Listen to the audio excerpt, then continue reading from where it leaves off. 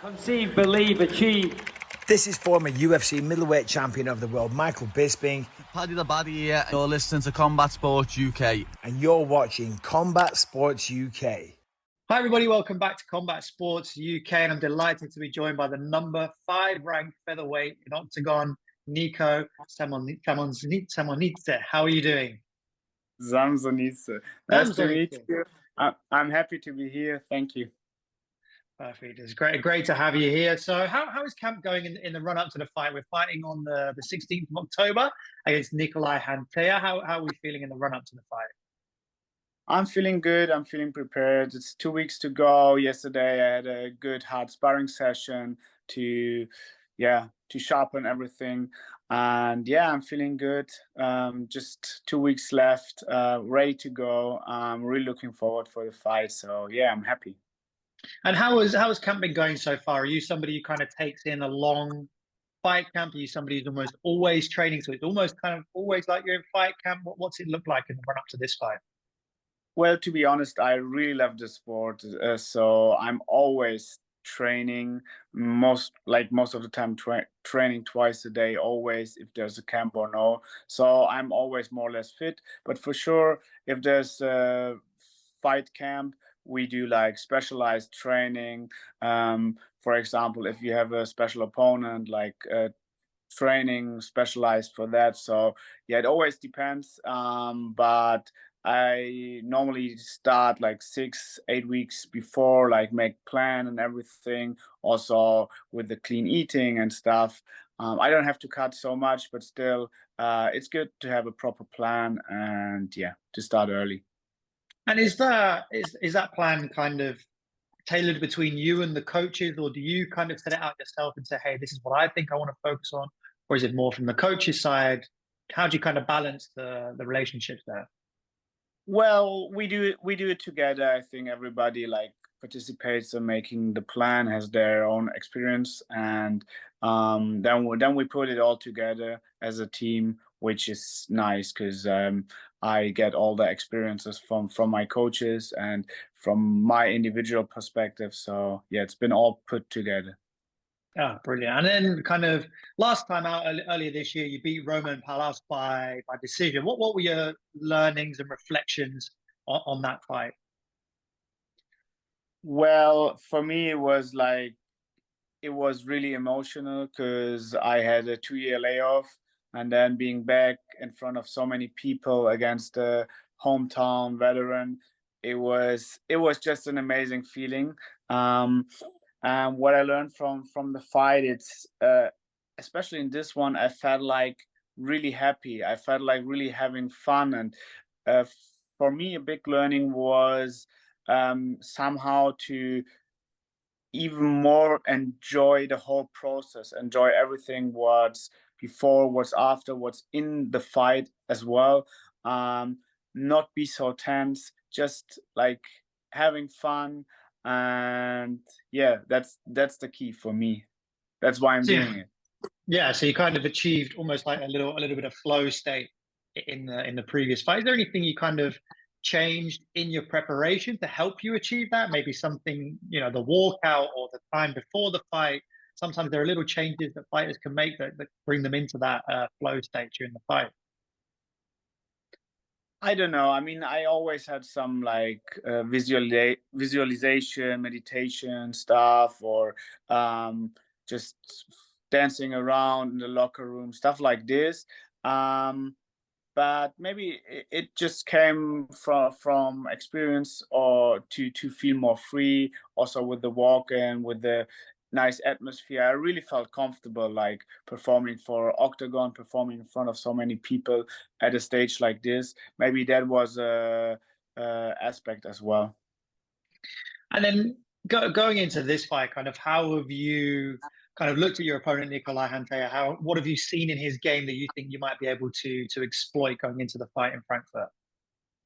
Well, he's young, hungry. He's, I think, 8-3. He's quite explosive. He has proper wrestling. I think he's going to like being explosive, going straight forward, trying to make it difficult for me.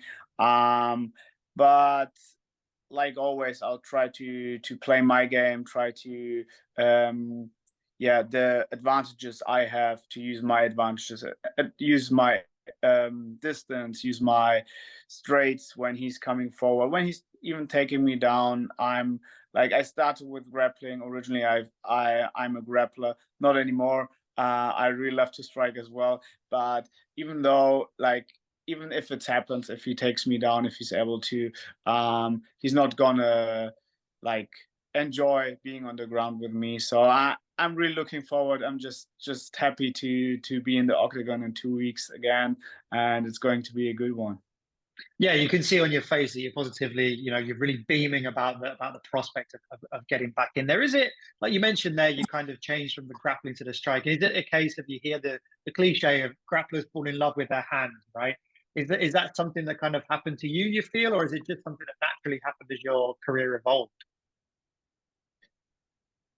I don't know, like, I had to, because MMA evolved so much. Like in the beginning, when I started the sport, it was just like, okay, if somebody takes me down, I'm still able to pull off a submission or something. And nowadays, like, everybody is so like aware of everything. So I really had to put in the work the past couple of years in my striking, in my boxing. And once you're getting better at it, it makes more fun in a way. So like the past years, I was having a like I had a big focus on striking, and yeah, I like that's the nice part actually about MMA, in my opinion, because like when there's a time you don't like the one sport, you still can focus on the other, and there's always something to do. So yeah, that's really amazing.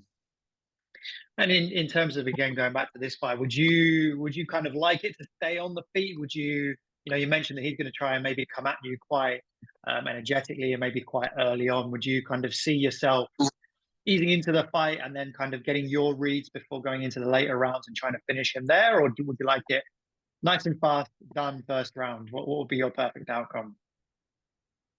Um, like I always visualize different outcomes. Um, there's everything happening. Could be fast one, could be like uh over the rounds. Let's see. I mean, always depends on the other person. So I'm not making any, like, I don't know.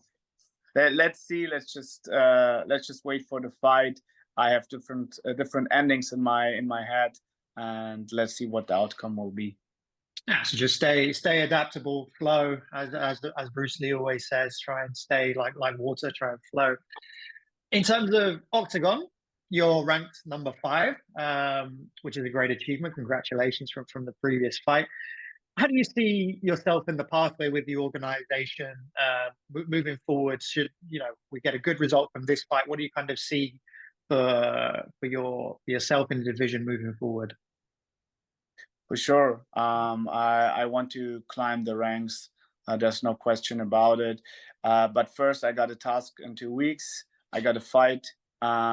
I'm gonna make a good fight, and then let's see what will be the next fight. I hope, if everything works out, there will be a higher ranked guy. But first, I gotta do some work.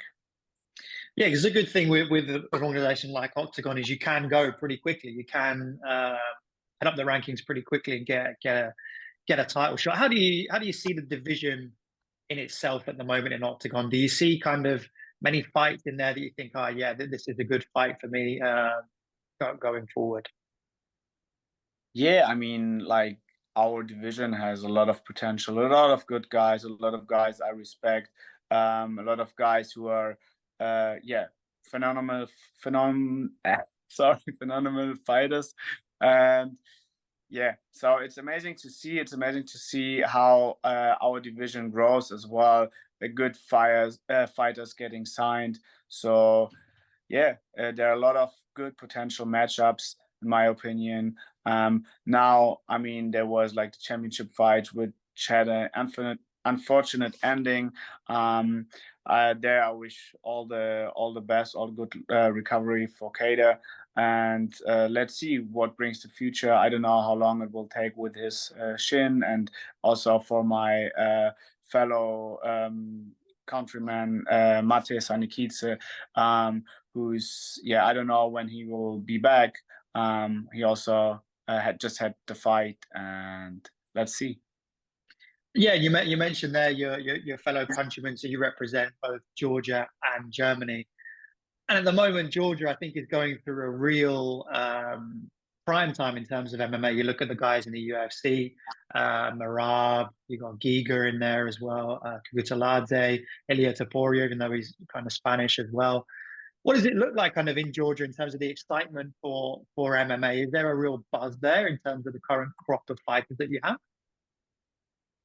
Well, I think fighting in Georgia is like, it's just huge. It's always been huge, and now with MMA, it's got a platform. It's got a lot of good fighters, a lot of children from small age starting to wrestle, starting to do judo, boxing, whatever. So in the society, martial arts was always viewed quite positive, and I think that's why there are also a lot of good fighters coming from Georgia, because like martial arts has its history in Georgia, you could say.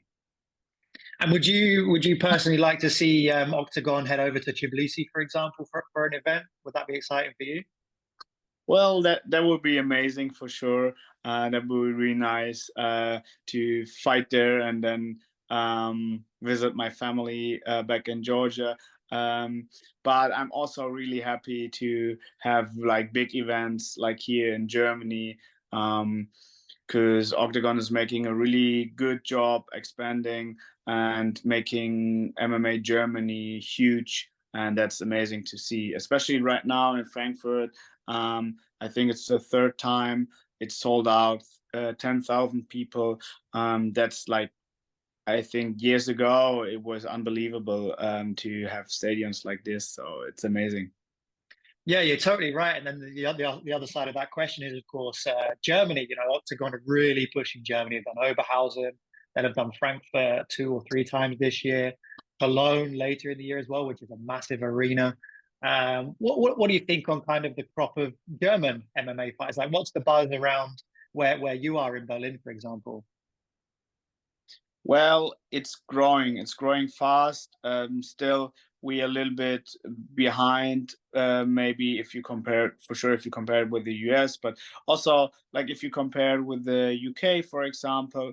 But it's getting there, in my opinion. You can see the arena getting full. A lot of people starting to know MMA, starting to be fans.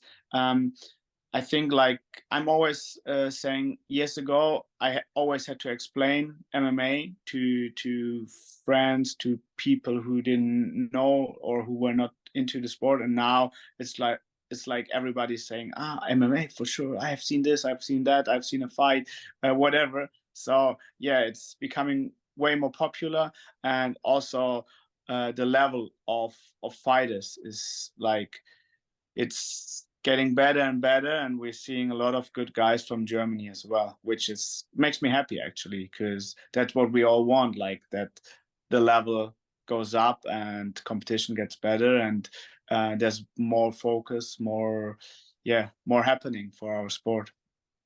Yeah, amazing. You can definitely feel the buzz. There's a big gym here in Düsseldorf as well, DFB, that Abus Magomedov fights out of.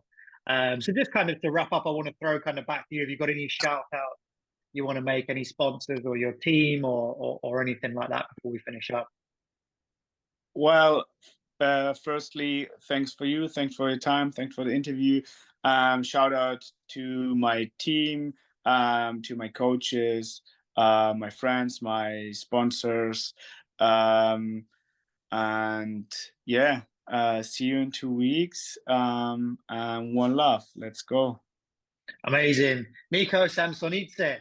There we go. Number 5 featherweight fighting at Oktagon, 46, September 16th against Nicolae Hantea. From everyone at Combat Sports UK, we wish you the best of luck and thank you so much for your time today.